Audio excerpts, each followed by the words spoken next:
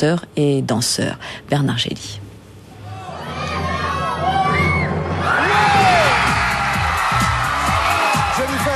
Jennifer est l'heureux élu. Les téléspectateurs ont tranché en lui accordant une majorité de leur suffrage. L'attaché de presse de Nice l'emporte sur Mario, un barman parisien d'origine italienne. C'est la fin d'une épreuve par élimination pour cette jeune femme de 19 ans qui s'est distinguée de 100 000 candidats au départ avant d'affronter, depuis octobre, 16 finalistes. 3 mois de travail acharné pour ces élèves d'une école de spectacle télévisée qui ont suivi des cours de chant, danse et comédie dispensés par des professionnels. Semaine après semaine, le public a écarté les moins bons.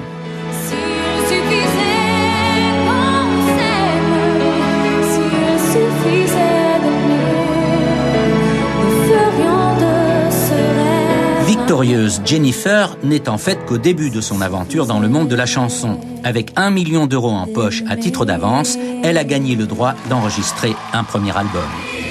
La première star de Star Academy va aussi apprendre à répondre aux questions de la presse.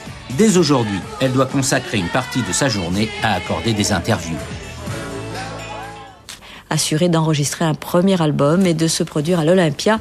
Une belle aventure pour cette jeune fille de 19 ans qu'ont suivi toute la journée Bernard Gély et Karine Guillaume.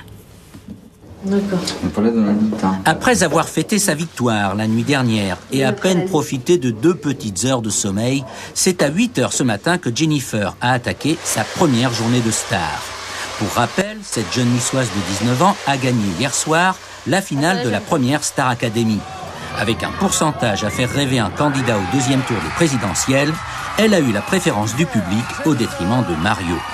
Celui-ci, beau joueur, est passé dire bonjour ce matin dans le Grand Hôtel où Jennifer a entamé une longue série d'interviews, 15 au total, de 10 minutes chacune, accordées surtout à la presse écrite. Très vite, parce que bon, il y a la tournée.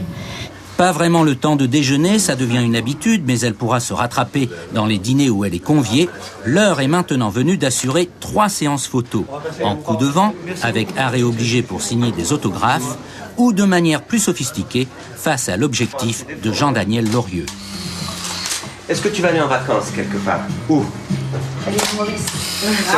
Quel bonheur, et j'en profite à fond, et même si je suis fatiguée, je garde le sourire et un petit peu de pêche, parce que vraiment je vis ça à fond. Dès la semaine prochaine, elle se concentrera sur son objectif principal, enregistrer un premier album.